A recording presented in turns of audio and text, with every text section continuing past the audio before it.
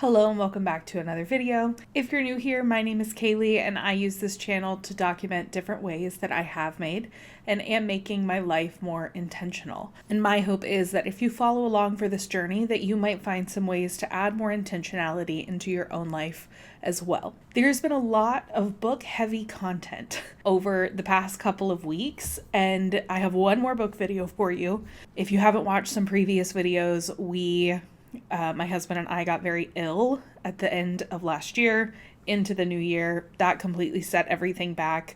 We have had two actually freezing temperature weekends here in Georgia and in the South in general, which is pretty unheard of, this type of weather for this long. I'm loving it. I wish we would get more snow where we are, but I am loving the cold temperatures. I have a very snuggly sweatshirt on right now because I love the cold. I thrive in the cold. So I'm enjoying it. However, that is completely throwing a wrench into my normal working and filming schedule, as well as just life in general. So therefore, a lot of videos that I was very excited about towards the end of last year have kept getting put off because I haven't had time to fully wrap my head around what I would like to say or how I would like to do them. Anyways, I thought I would film something pretty quick and easy now that we are in February, and that is a reading wrap up from January. Somehow I ended up reading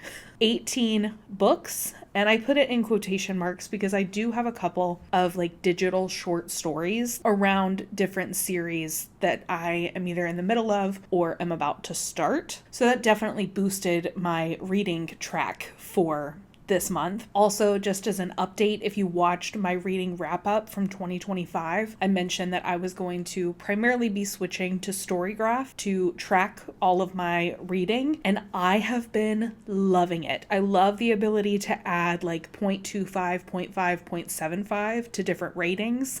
I love that I can add tags that show up in my stats for my overall reading statistics, because what I decided looking back at last year, I'm pretty sure 90% of the books that I read were through my local library, and I learned that because you can track tags, I can add a tag for how I read those books. So I'm going to be doing that for all of my books throughout the entire year, so that in my reading wrap up we can see how many I read that I owned, borrowed, that were online, that were through my library, that I listened to on Spotify.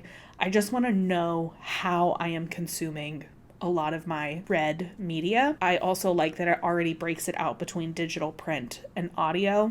So I feel like I'm getting a lot of information about my reading instead of just having to guess at it. There's a much easier way to actually track the data, and I love that. I love adding data tracking to my reading hobby for some reason. So I'm loving StoryGraph. I am primarily there. I am still kind of adding some updates to Goodreads, and I have read a number of books through NetGalley this month. And I mentioned it kind of as added text to my 2025 reading wrap up. But part of the reason that I'm staying on Goodreads, because I was talking to a local author, her name is Haley Hamilton, if you want to check out her books. And I asked her, do you actually need Goodreads reviews, or is StoryGraph okay? And she said that in kind of the book world for bookstores and other booksellers and publishers and things like that, one of the main things they ask for is the Goodreads percentage, the number of reviews and what the average of those reviews is. Therefore, I want to try and support local, small, indie, self-published authors as much as I can, and it seems that Goodreads is the place to do that. So while I would love to fully step away from Goodreads, I am going to keep my account. I don't know if I'll continue posting every book that I've been reading, but I will be updating for the sake of any unpublished arcs that I receive or any from self-published indie authors to help them out as much as I can in that regard. But what I'm looking at is StoryGraph, and so I am going to tell you the different things that I read in January. So to start off, I read something by an author that I really like, but I did not really like this book. I read The Friend Zone by Abby Jimenez.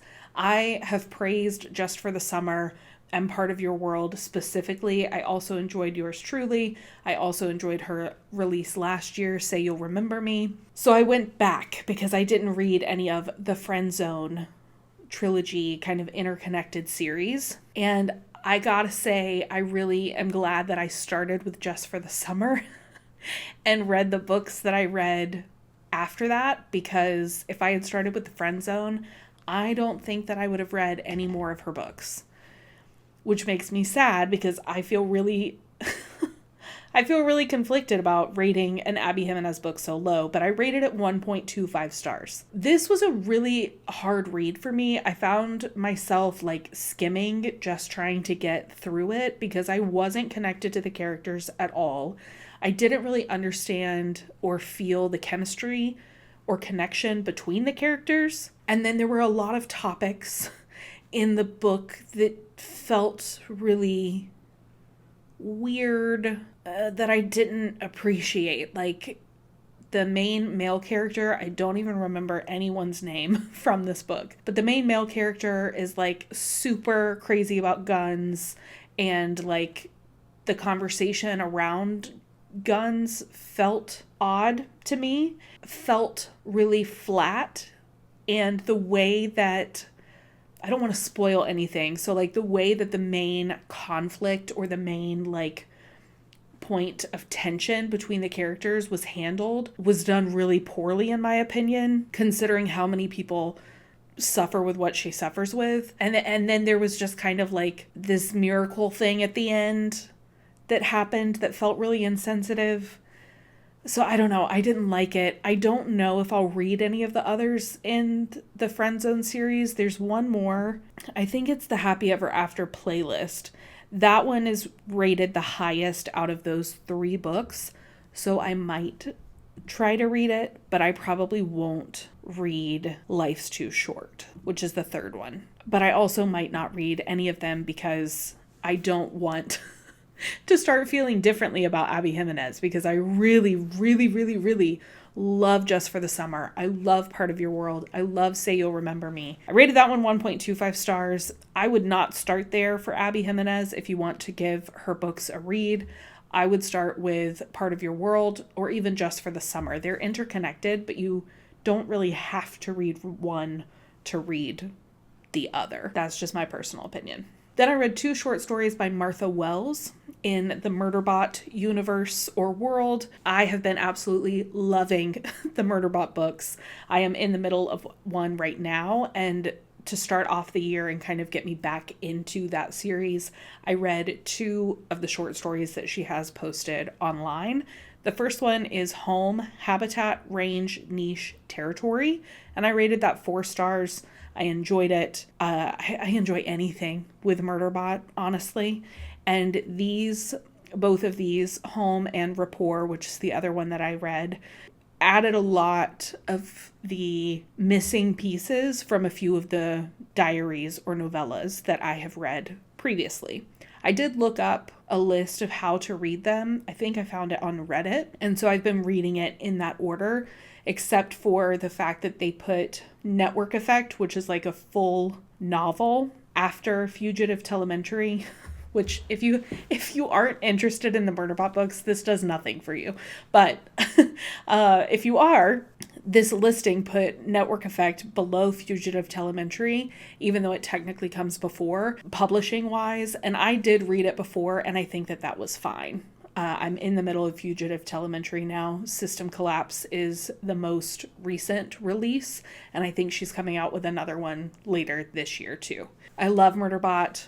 I love all of the interconnected characters to this series, and I highly recommend it as kind of a way to dip your toe into sci-fi, because they are so short, except for Network Effect, which comes as like book 5 or 6, but you can get through a couple of the novellas pretty quickly because they're like less than 200 pages. I rated Home 4 stars and Rapport 3.75 stars. Then I read 4 online short stories by Rachel Reid, who wrote the Game Changers series, Heated Rivalry, The Long Game, and the rest of them. The first one is Heated Rivalry, the Las Vegas Remix Bonus. I rated that 4 stars. If you have seen Heated Rivalry, it's the Las Vegas scene, but from Ilya's perspective, from the point of them doing the awards ceremony, like before they walk out on stage to do that, and then up until kind of the end of the hotel scene when Shane leaves in the elevator. It's all from Ilya's perspective. I rated it 4 stars. I really enjoyed it. And I haven't read the books yet, so I only saw the show. And just reading that, I am astounded at how closely the show matches even the storytelling of Rachel's writing. I think Jacob Tierney did a fantastic job just based off of that one short story. And I can't wait to read the book and see the other similarities and the other, like, true to the book storytelling that Jacob did based on Rachel's writing. The next short story that I read was Merry Christmas, Scott and Kip, a Game Changer epilogue. I rated this 3.75 stars. I adore Kip. I adore Kip's family. I'm not a huge Scott Hunter fan, but that's just me. I do like Scott and Kip. And so that's where it got marked down a little bit, was some of the dialogue with Scott felt a little weird for me. Then the next one that I read was Halloween with Ilya, a heated rivalry short story. I rated this 4 stars. I absolutely loved it so much. so much. It was very sweet to see Ilya in his home handing out candy to kids on Halloween. That was essentially the story. Then I read Countdown, the Long Game Deleted Scene, and I rated that 3.5 stars. That one I don't remember quite as much, but I love them, so. Then I read a book for work called Beginning Neurofeedback in Your Practice from Intake to Discharge, primarily to find some additional resources to add to our intake and ongoing process with neurofeedback at the counseling center that I manage. I rated it 3.5 stars. Then I read Brigands and Breadknives by Travis Baldree. This is the 3rd book that's come out in the Legends and Lattes world. However, this is more of a sequel to Legends and Lattes because the 2nd book that came out, Bookshops and Bone Dust, was technically a prequel. I enjoyed this one. I didn't enjoy it as much as I did Legends and Lattes, but I did like it more than Bookshops and Bone Dust. I rated it 3.75 stars. And honestly, I could give it 4 stars. I'm going to keep it at 3.75 because it did take me a while to get into it, but I really enjoyed the second half. Then I read a book called 10 Ways to Accidentally Fall in Love by Emmy Sanders. If I was rating this on humor and kind of like vibes alone, I would probably have to give it 5 stars because it was absolutely hysterical. I read it on my Kindle, and because of that, I was primarily reading it when I was going to bed. And there were 2 nights that my husband almost kicked me out of the bed because I was laughing so hard. I haven't read anything else by Emmy Sanders, so I can't tell you if all of it is as funny as this was, but this one was hilarious. Brad is one of the main characters in this, and he is like the most gym bro Brad that you can think of, but like an ally, even in his gym broness. Reading that in and of itself was hilarious. Then you add him conversing with someone that he doesn't know in the way that like just feels most him. So funny. So funny. Also cute. I rated it 3.5 stars just because like this isn't my typical genre. It's not my typical book that I would go for. The writing was hilarious and it read really fast. And while I would recommend it for like a humor read, I don't think I would be like, oh, you have to read this book, it's so good. No, it's so funny. If you need to laugh, if you need like a palate cleanser or you're in a reading slump, maybe pick that one up because Brad and Joey, it's so funny. It's so funny. 3.5 stars, but 5 on a humor scale. Then I read a book that I have been wanting to read for a very long time, and that is The River Has Roots by Amal El-Mutar. I rated this 4.25 stars. I have continually thought about this book, and I want to reread it. It's very short. It's a really quick read, but it's a very, deep, detailed story as well. I loved it so much. I highly recommend it. I don't want to say a lot about it because I didn't know a lot going into it. I prefer to go into books not knowing a ton about them. I feel like I'm able to enjoy them a lot more than having a lot of like preconceived notions or expectations. So I like to not give you too many preconceived notions or expectations. I really enjoyed it. It's a quick read. I've also heard that the audiobook is really great. I read it like on my Kindle, but I've heard really great things about the audiobook. Then I read The Serviceberry, Abundance and Reciprocity in the Natural World by Robin Wall Kimmerer. I gave this 4 stars. It is a nonfiction book, and it was different than I expected it to be. However, I still really enjoyed it, and especially the idea of a gift giving and a gift economy. There are a lot of ways that I interact with kind of the gift economy in a way that I didn't even realize. So I'm super excited that that is already kind of a natural thing that I do. And I would love to find new ways to interact with that type of economy and community as well. I think it's hard when I live in a place that is very suburban still. We're not really rural. And even though we are in like an apartment complex community, there is nothing that's already in place here that drives community, which is a little bit of a bummer in that it's not going to be an easy thing to just fall into. But I am interested to see what types of ways that I can be part of starting something that resembles a gift economy in any way, while also recognizing that we're going to have to interact with a capitalist economy too, because that's just how things are. There are ways to support your community and other families around you in a gift economy way, while still recognizing the world that we live in and the realities of that. Then I read a book that I got through NetGalley. It's called The Practice of Attention: Cultivating Presence in a Distracted World. I rated this 3.25 stars.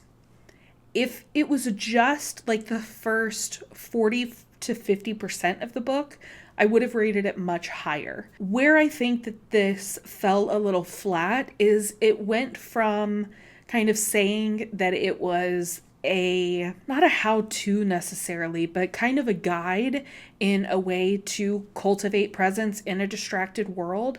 But instead, it's a little bit more of a memoir. So it's not a self-help. I would call it biography memoir, because the first 40%, like I said, of the book was very much the author's story of kind of coming to this place of trying to be more present, trying to be more intentional. And it felt like I could have written it, not because I'm a great writer. The author is a much better writer than I am, but because even though our stories are vastly different, we both ended up kind of in the same place of wanting to be more intentional and wanting to be more present and live a little bit more disconnected than we have become over the last decade or more. And I really appreciated that. However, then it went into, here are the different topics that you can use to kind of guide yourself into more present, intentional living. Except after introducing the topic, there were no practical tips on finding it. It just became the author saying, this is what I do. This is what my movement practice looks like. This is what my creative practice looks like. And I couldn't resonate with a lot of it because none of the things that the author did are things that I would do in those topics. So I wish it had been a little bit more broad and vague, as I hear some ways to find what works for you versus I like making quilts. And the reason that quilt making feels creative and intentional to me is this, or I wanted to incorporate more movement and the way that I incorporate more movement is this. That kind of felt like, okay, but what if I want to be more intentional? How do I find something? What are the steps I can take to incorporate some of those things and integrate that into my life? It didn't feel like those were there. However, I do like the first part of the book, and maybe if it was marketed a little bit differently, I would feel differently about it. Then I read another short story by R.F. Kuang called Making Space. I rated this 4 stars. I really liked it. It's really eerie and dark. And I almost wish it was a little darker or had gone on a little longer, because I was like, what is going on? What is happening? But I think it was also intentional. It kind of left it up to you, like what's happening, what's going on. I really enjoyed it. I enjoy R.F. Kuang in general. Then I read another NetGalley arc. Oh, I loved this one. It's called Emotional Support Animals by Nicole Georges. It is not a book, but it is a book. Like, it is a book. But the pages are quite short. It's a drawing of an emotional support animal with a saying or an encouragement or an affirmation on it. And I found myself tearing up like 2 pages in. And then there are also like workbook pages all throughout the book to help you check in with yourself. And I really liked that too. I didn't do a lot of it because I was trying to review it more quickly, but it is one that I will absolutely pick up for myself and potentially all of the staff at the counseling center and other friends who are in the mental health space, and even people who are not and just need some help checking in on their own emotions. I rated this 5 stars. I would rate it 10 stars. I loved it. Also, just like her quirky way of illustrating made it more like relatable and tangible, I think, than some other art styles that I've seen. So I can't recommend that enough. I think it comes out, in like May. I think it might release in May, and I will be counting down the days until I can own that one. I loved it. Then I read a book that I never would have picked up on my own. This was a book recommended to me by a friend of mine who reads very different books than I do a lot of the times.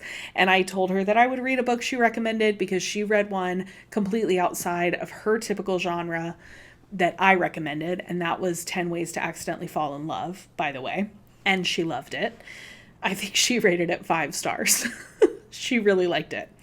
But anyways, I read this one based off her recommendation and kind of for her. And it's called God of Fury by Rena Kent. I didn't hate it, but I didn't love it.